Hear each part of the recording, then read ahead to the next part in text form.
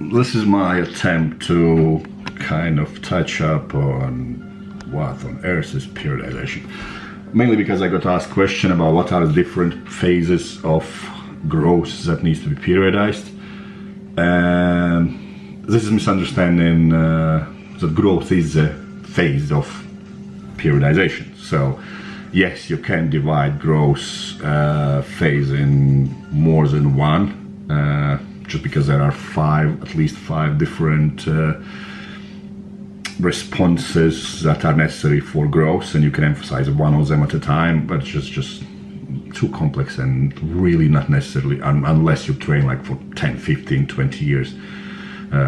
Someone like myself who's trained all life, so I will have these different phases, and I even know different phases for different muscle groups that I need to train them completely different. That being said, understanding what periodization is, it's training blocks that are longer than just 1 week, let's say. Maybe it's as simple as that. So godfather of periodization is considered Leonid Matveev from Russia, I think 70s, something like that. Basically someone who put it down and write it, and you can argue about it all the time anyway. But you need to understand when you train, you need to periodize what is your priority and then go for that. You're not trying to become elite marathon runner and elite sprinter at the same time. It's just stupid, counterproductive, unnecessary, and just accident waiting to happen. I've done it myself. I've done like strength training, hypertrophy training, then doing some endurance and trying to do everything at really high level and just getting nowhere, just wasting years and years and years, which is why I'm so much more efficient with everyone I work now, because I know I've done so many mistakes, it's just ridiculous. I could write a book about it. So I don't waste time with my athletes to ask them to do something that's completely unnecessary.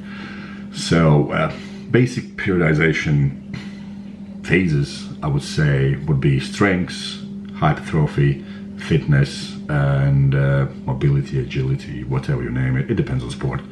But those are the four main ones I would focus on. So, and it depends with obviously your results at the moment, what you're going to focus on and what you want to achieve. So there will always be one primary goal and then one or two accessory goals, so to speak. So one of my accessory goals is always fitness. Like people completely stupidly ignore the fact that you can never be too fit. And fitness is the main reason why people don't get big and strong. They're just lazy and they don't have capacity for their body to create adaptations, because it, like growing your muscle, let me see, I'm going out somewhere. So to build a pound, you need from 2,300 to 2,600 calories extra. And those calories need to be accessed. If you're not fit, you can eat as much as you want. Your body can't use those calories efficiently. It's just kind of wastes it. You know what I mean? Half of stuff you eat, you just leave in the toilet. Like most of the guys don't even eat like any fruit and veg. And then they're surprised they are feeling lethargic, they're not growing and nothing is happening. But that's because you've killed your good gut bacteria, which actually processes your food and makes it efficient for consumption and building your body stronger and better. But that's probably another 2 hours talk. Back to periodization. So if you are training, make sure you set a goal. What's your primary goal? So you want to be strong. Then two key factors I would focus on would be strength as primary goal and tendon or sturdiness of your body as secondary, and third secondary would be fitness. I always emphasize make sure you're fit. So, and those things would be something I would like mix and match. Making body strong and making body efficient at tolerating intensity would be two things that I would always focus for strength athletes. If they want to scale up a weight size or downsize, then we might throw in a hypertrophy phase somewhere, and that can be extended for very long times, but for one reason that you will getting stronger much faster than you are getting your body adapting to loads you're using.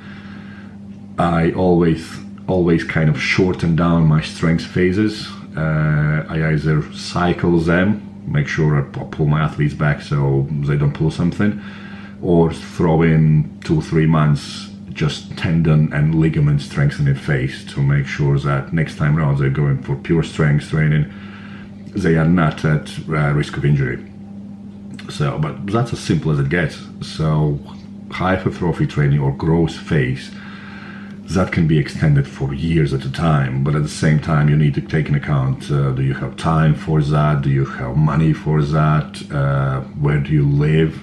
So you always will respond much better in like sun exposure, if so to speak. So in winter period, you're kind of holding yourself back if you are not exposing yourself to sun, even in the winter. So you're having your best results usually throughout the summer period of training.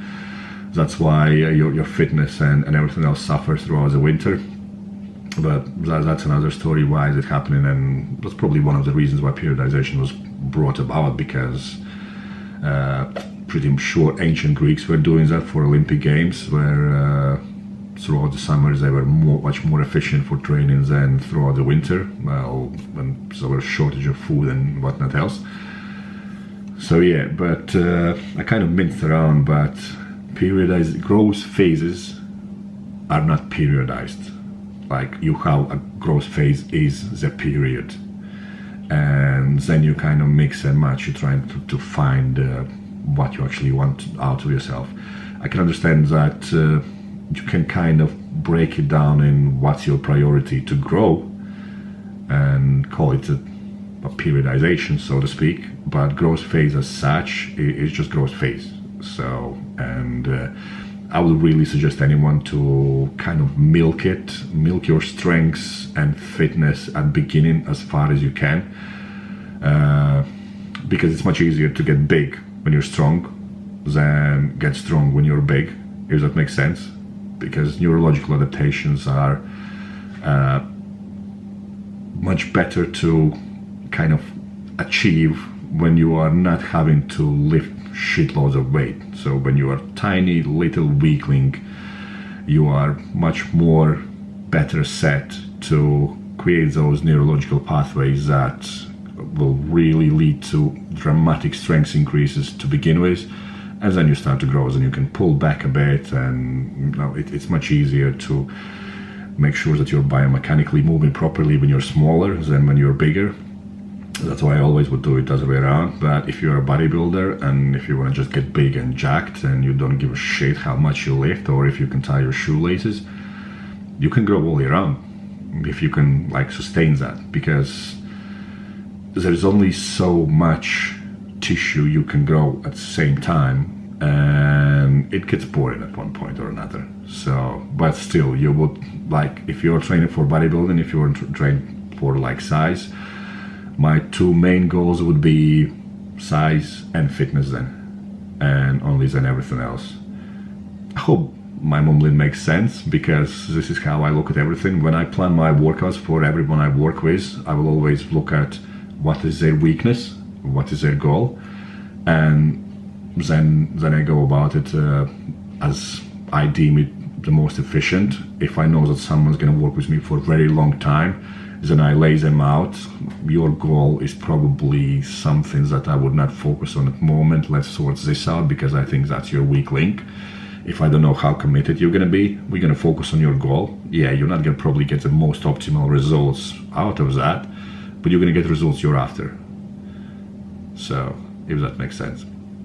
Hope it helps, but if anything doesn't make any sense, drop me a message, I'll try to explain it. But the way I look at periodization is as if you are trying to pimp up your car, so to speak. So you want to put bigger engine, you want to boost your turbo, you want to paint it up or whatnot.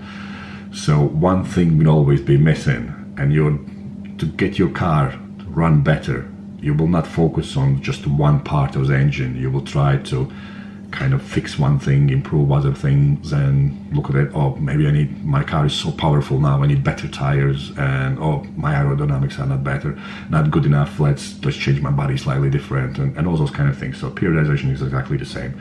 You don't try to do everything at once, because it makes no sense. You do one thing, check it. Okay, this is great. We can optimize that a bit more. Or no, yeah, because of this, everything else is falling apart. Let's pull other bits up and see how that goes. And that's the beauty of training. You should never get bored with it if you understand how to progress every single time.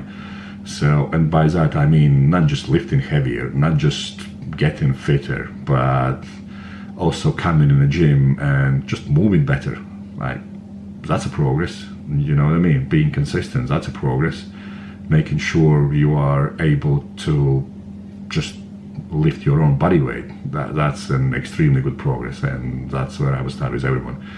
But yeah, I'll just cut this short because I've been talking for 11 minutes now, and like I said, if any of this doesn't make sense, drop me a message. If this makes a lot of sense, drop me a message, and I'll try to expand on anything else you're not clear about, and that's about it.